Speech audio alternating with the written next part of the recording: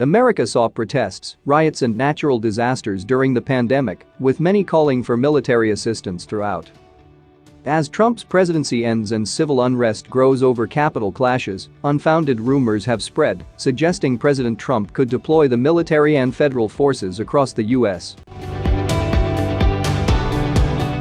The Insurrection Act gives the president the power to deploy the military and federal forces across the U.S.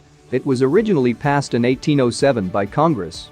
They created the act to allow the president to use U.S. armed troops and federalized National Guard troops inside its own borders.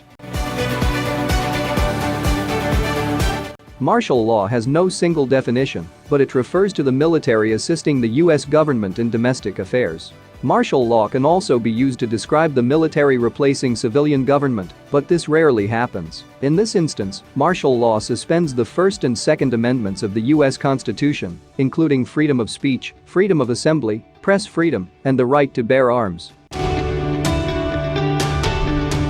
Yes. The Insurrection Act has been used on dozens of occasions through U.S. history. Trump has the power to use the Insurrection Act if he attempts to defuse a rebellion or civil unrest through other means first and is unsuccessful. The president also cannot invoke the Insurrection Act secretly or ambiguously. Yes. The law gives examples of instances when the president is required to have approval from a state's governor, but it also gives exceptions. Historically, courts have been reluctant to interfere with a president's military declarations.